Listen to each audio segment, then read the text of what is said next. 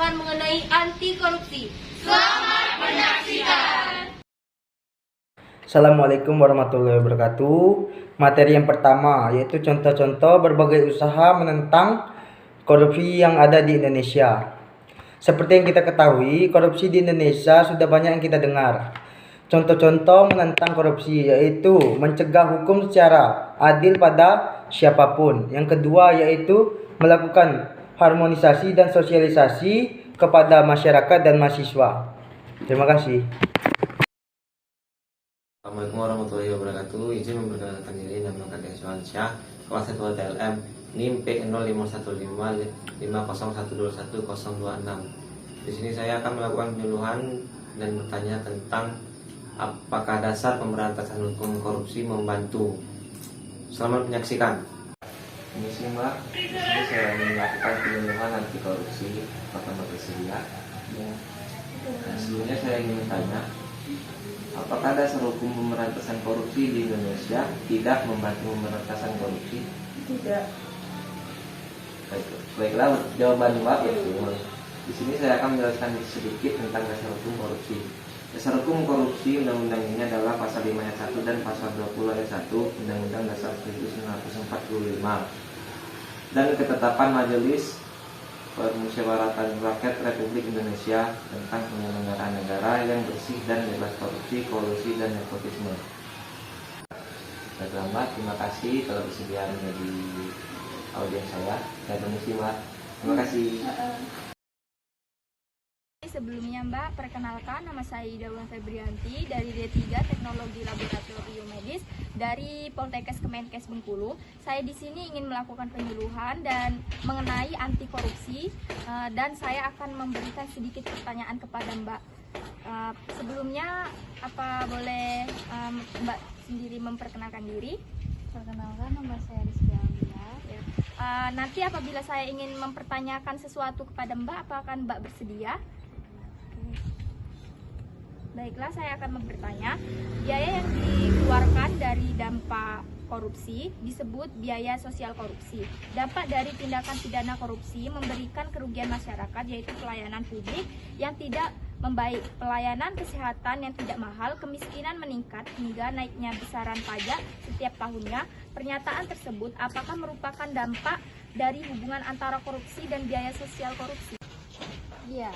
Baiklah, pernyataan atau jawaban dari Mbak Lia benar. Ya betul, karena dampak dari tindakan pidana korupsi memang memberikan kerugian pada masyarakat, yaitu pelayanan publik yang tidak membaik, pelayanan kesehatan yang mahal, biaya pendidikan yang mahal, kemiskinan meningkat hingga naiknya besaran pajak setiap tahunnya.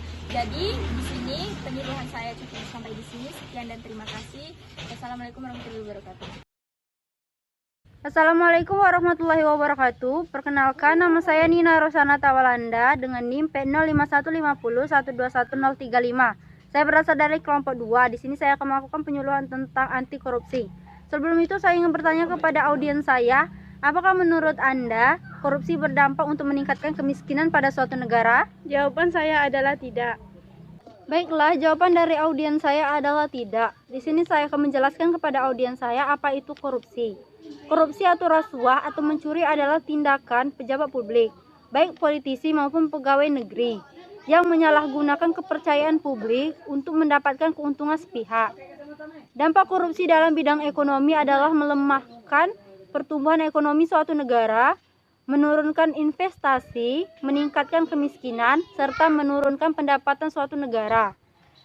Baiklah, saya akan kembali bertanya kepada audiens saya, apakah menurut Anda dampak korupsi dapat meningkatkan kemiskinan pada suatu negara? Setelah mendengar penjelasan tadi, maka jawaban saya adalah iya, bahwa dampak korupsi dapat meningkatkan kemiskinan suatu negara. Warahmatullahi wabarakatuh. Waalaikumsalam warahmatullahi wabarakatuh. Izin sebelumnya, perkenalkan nama saya Dela Nafika Sari dari Prodi D3 Teknologi Laboratorium Medis kelas 1A. Di sini saya akan melakukan penyuluhan tentang strategi dan rencana aksi pemberantasan korupsi. Sebelumnya, dengan Mbak siapa? Saya Mbak Saladina Rizky dari Fakultas Tarbiyah dan Tadris UIN Fatmawati Sekolah Bengkulu. Apakah Mbak bersedia menjadi responden saya? Ya, saya bersedia. Oke. Apakah dengan semakin lemahnya sistem penegak hukum, sistem politik, sistem sosial, sistem budaya, sistem administrasi pemerintah korupsi semakin merajalela? Iya. Oke, jawabannya ya. Pada masa sekarang ini, korupsi semakin merajalela. Kasus-kasus korupsi telah menjerat beberapa bidang seperti sistem politik, sistem sosial, sistem budaya, dan sistem administrasi negara. Proses-proses politik sekarang merupakan sumber politik bagi terciptanya sistem kultur yang semakin koruptif. Akibat dari kultur ini, masyarakat mengalami pelemahan sistematik yang mengancam kedaulatan demokrasi. Maka dari itu, untuk memperbaiki korupsi, baik di bidang politik, bidang sosial, bidang budaya, bidang administrasi, harus dimulai sejak dini, seperti memberikan pendidikan moral yang bagus, edukasi dari anti korupsi, dari kampanye anti korupsi. Apakah ada yang mau ditanyakan lagi, Mbak? Tidak, saya kira itu sudah cukup jelas. Oke, terima kasih atas waktunya. Saya ucapkan sekali lagi terima kasih. Wassalamualaikum warahmatullahi wabarakatuh. Waalaikumsalam warahmatullahi wabarakatuh. Assalamualaikum warahmatullahi wabarakatuh. Perkenalkan, nama saya Bella Dulestari dari kelas 1A Prodi D3 Teknologi Laboratorium Medis. Di sini saya akan melakukan penyuluhan anti korupsi mata kuliah PBAK bersama responder saya yang bernama, boleh memperkenalkan diri? Perkenalkan, nama saya Farah Sari, saya dari jurusan kebidanan Prodi Sarjana Terapan Kebidanan dan Profesi. Itulah responder saya bernama Farah Sari. Di sini saya akan melakukan sesi tanya jawab ya, kepada kita ke sesi pertanyaan. Izin bertanya untuk Kak Farah Sari, apakah korupsi itu terkait dengan uang, dan bagaimana dengan korupsi waktu dan penggunaan fasilitas untuk kepentingan diri sendiri dan lain-lain? Ya atau tidak? Tidak. Memang tidak. Saya jelaskan ya Kak ya. Karena korupsi itu tidak selalu terkait dengan uang. Selain itu, penggunaan fasilitas dan jabatannya untuk kepentingan diri sendiri itu termasuk juga korupsi. Baiklah, apakah Kapolres Sari sudah jelas dan ingin ditanyakan lagi? Saya rasa cukup. Terima kasih atas penjelasannya. Baik, terima kasih untuk Kapolres Sari sudah menjadi responder saya di mata kuliah PBAK ini. Terima kasih. Saya akhiri. Wassalamualaikum warahmatullahi wabarakatuh. Assalamualaikum warahmatullahi wabarakatuh. Perkenalkan, nama saya Aji Putra Ducayo dari D3 Teknologi Laboratorium Medis kelas 1A dengan NIM P0150121002.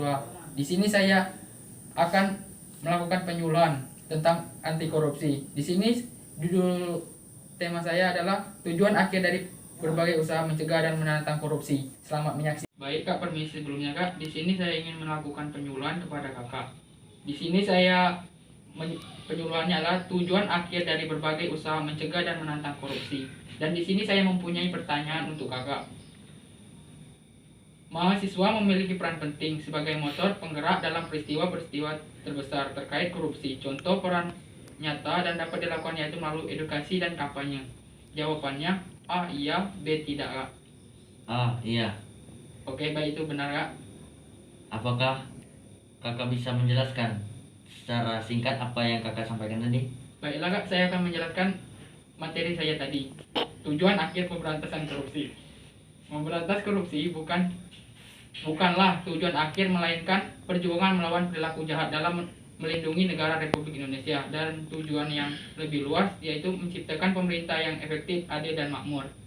Baiklah Kak, itulah dari penjelasan dari saya. Terima kasih atas waktunya. Udah. Saya berasal dari instansi Polres Fakultas Kediri. Di sini saya ingin melakukan penyuluhan atau wawancara kepada Ibu mengenai penyuluhan anti korupsi. Di sini apakah Ibu sedia untuk membantu tugas perkuliahan saya? Silakan. Apakah mau di sini aja kan? Di sini aja nggak apa-apa Bu. Baik, di sini saya akan memberikan suatu pertanyaan terlebih dahulu terhadap Ibu mengenai apakah menurut Ibu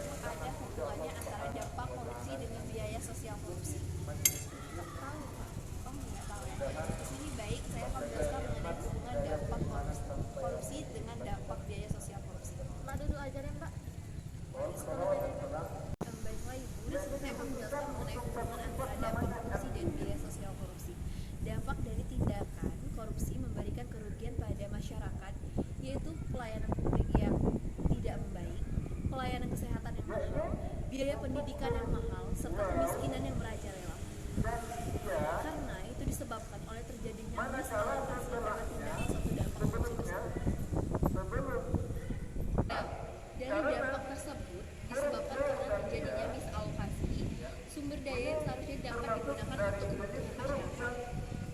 Dari kebutuhan tersebut, biaya yang dikeluarkan dari dampak korupsi itu disebut dengan biaya. Baiklah Bu, dari penjelasan saya mengenai bagaimana dampak korupsi dengan biaya sosial korupsi atau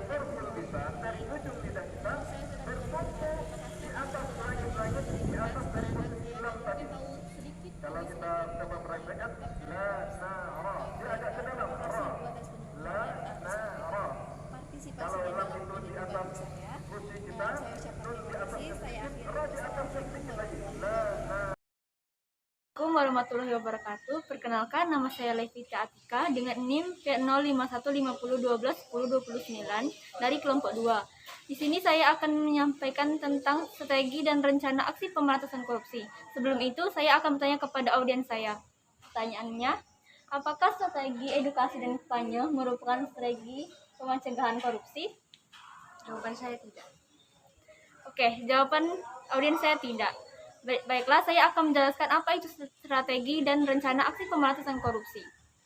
Strategi rencana aksi pemberantasan korupsi dibagi menjadi 3, yaitu strategi edukasi, strategi perbaikan sistem, dan strategi kampanye. Strategi represif. Melalui strategi represif, KPK menyeret koruptor ke meja hijau, membacakan tuntutan, serta menghadirkan saksi-saksi dan alat bukti yang menguatkan.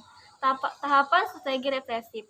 Penanganan pengaduan masyarakat, penyidikan, penyelidikan, penuntutan, serta pelaksanaan putusan pengadilan. Yang kedua, strategi perbaikan sistem. Sistem yang rumit harus diperbaiki, karena sistem yang baik dapat meminimalisasi terjadinya tindak pidana korupsi. 3. Strategi edukasi dan kampanye. Salah satu hal yang penting dalam pemberantasan korupsi yaitu pelaksanaan pemahaman mengenai tindak pidana korupsi. Oleh karena itu, edukasi dan kampanye merupakan hal yang sangat penting sebagai dalam pencegahan tindak pidana korupsi. Baiklah, saya akan kembali bertanya kepada audiens saya, apakah strategi edukasi dan kampanye merupakan strategi pencegahan korupsi? Setelah mendengar jawaban tadi, maka jawaban saya adalah iya, karena strategi kampanye dan edukasi merupakan strategi pemberantasan korupsi.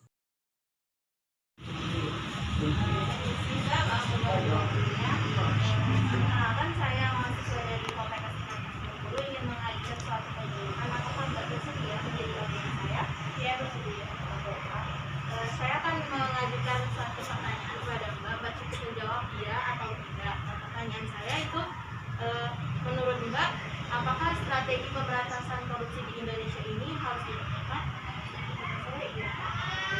Jawaban Mbak tadi benar. Jawabannya iya. Karena apa? Karena strategi pemberantasan korupsi di Indonesia ini jika diperketat, korupsi yang ada di Indonesia ini akan berkurang dan para koruptor itu sulit untuk melakukan korupsi lagi. Apakah Mbak sudah paham dari pemaparan dan penjelasan dari saya? Silakan. Terima kasih Mbak sudah menjadi audiens saya. Saya ucapkan terima kasih.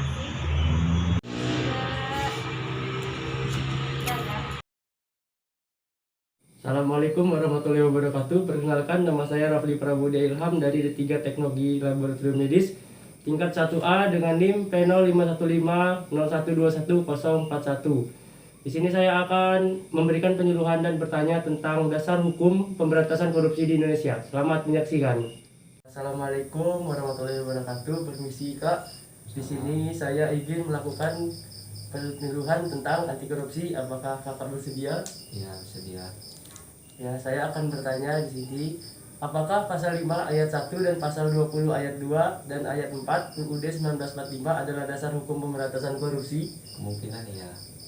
Ya, di sini saya akan menjelaskan dasar hukum, yaitu pasal 5 ayat 1 dan pasal 20 ayat 2 dan ayat 4 Undang-Undang Dasar 1945, Undang-Undang Nomor 28 Tahun 1999 tentang penyelenggaraan negara yang bebas dari korupsi, kolusi, dan nepotisme. Undang-Undang Nomor 31 Tahun 1999 tentang pemberantasan tindak pidana korupsi. Mungkin itu saja penjelasan dari saya, Kak. Terima kasih. Ya, baik, saya mengerti tentang dasar hukum. Ya, makasih ya. Assalamualaikum warahmatullahi wabarakatuh. Sebelumnya izin memperkenalkan diri Mbak. Nama Egi Indriani dari Prodi D3 Teknologi Laboratorium Medis tingkat 1A Poltekkes Kemenkes Bengkulu. Nah, di sini saya ingin memberikan kepada Mbak penyuluhan mengenai materi anti korupsi. Nah, sebelumnya saya ingin bertanya, sepengetahuan Mbak, tujuan akhir dari upaya mencegah dan menentang korupsi itu apa? Sepengetahuan saya, supaya Indonesia bebas dari korupsi. Ya, benar banget Mbak. Nah, jadi tujuan akhir dari upaya pencegahan dan menentang korupsi sendiri adalah menekan sampai titik minimal atas potensi atau peluang terjadinya tindak korupsi.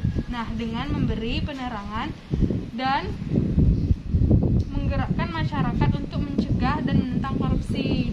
Nah, gimana nih sepemahaman Mbak terhadap materi yang saya sampaikan?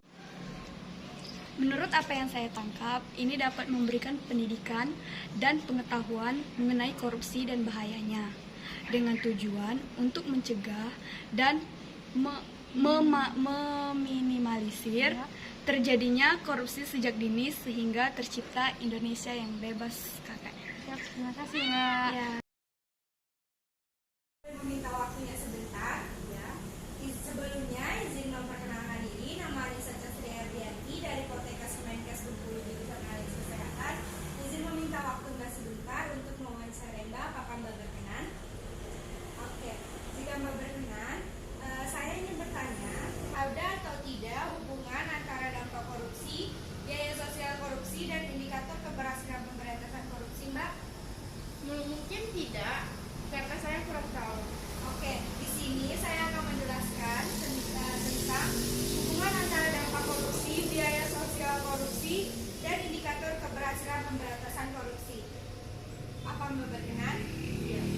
Sebelumnya saya akan menjelaskan apa itu biaya sosial korupsi ya Mbak. Biaya sosial korupsi itu muncul karena dampak sosial korupsi yang merupakan biaya yang dihitung dari hasil perbedaan output multiplier ekonomi pada kondisi tanpa korupsi dengan kondisi terdapatnya korupsi. Nah, dari korupsi tersendiri itu menyebabkan masyarakat yang hidup di bawah kemiskinan itu semakin banyak. Setelah itu meningkatkan pajak dan biaya pendidikan semakin mahal. Bukan hanya biaya pendidikan, tapi biaya kesehatan juga semakin mahal. Nah, untuk indikator keberhasilan pemberantasan korupsi sendiri ada 3. Yang pertama, mengukur keberhasilan pemberantasan korupsi dengan indeks persepsi korupsi. Yang kedua, mengukur sistem anti korupsi di Indonesia dengan United Nations Convention Against Corruption. Dan yang terakhir, menerapkan indikator sistem integritas nasional yang tengah disusun oleh KPK. Nah, dari penjelasan saya tadi, apakah Mbak sudah mengerti? Iya. Oke, terima kasih Mbak atas waktunya. Semoga dari penyuluhan ini Mbak dapat mengerti lagi tentang bahayanya korupsi. Terima kasih Mbak atas waktunya. Assalamualaikum warahmatullahi wabarakatuh. Perkenalkan Mbak, sebelumnya nama saya Fadia Kanisa Sara dari Poltekkes Kemenkes Bengkulu dari Prodi D3 Teknologi Laboratorium Medis. Di sini Mbak, saya ingin meminta waktunya sebentar karena saya ingin mengadakan penyuluhan. Apakah Mbak bersedia? Ya. Terima kasih Mbak. Sebelumnya Mbak silakan dulu Mbak. Jadi langsung saja Mbak pertanyaannya. Menurut Mbak, apakah dampak korupsi dalam berbagai bidang atau sektor itu sangat mempengaruhi perkembangan negara kita? Maaf Mbak, saya kurang tahu. Ya, terima kasih Mbak. Jadi Mbak, di sini saya akan menjelaskan dampak korupsi dalam berbagai bidang atau sektor. Dari sisi ekonomi, dampaknya yaitu lesunya pertumbuhan ekonomi dan investasi, penurunan produktivitas, rendahnya kualitas barang dan jasa pabrik, menurunnya pendapatan negara dari sektor pajak dan meningkatnya hutang pemerintah. Ada lagi dampak korupsi di bidang hukum. Korupsi telah mengakibatkan kerugian materi keuangan negara yang sangat besar. Adapun dampak korupsi dalam penegakan hukum adalah menimbulkan pemerintah tidak dapat menjalankan fungsinya dengan baik dan hilangnya kepercayaan rakyat terhadap lembaga negara. Dan ada juga dampak korupsi pada penurunan kualitas moral dan akhlak baik individu maupun masyarakat secara keseluruhan. Selain meningkatkan ketamakan dan kerasukan terhadap penguasaan aset dan kekayaan, korupsi juga akan menyebabkan hilangnya sensitivitas dan kepedulian terhadap sesama. Mungkin itu saja Mbak yang dapat saya jelaskan kepada Mbak. Apakah sudah jelas Mbak? Apakah Mbak sudah tahu? Ya, sudah jelas. Terima kasih Mbak sebelumnya telah menjadi pendengar saya dalam kegiatan penyuluhan ini.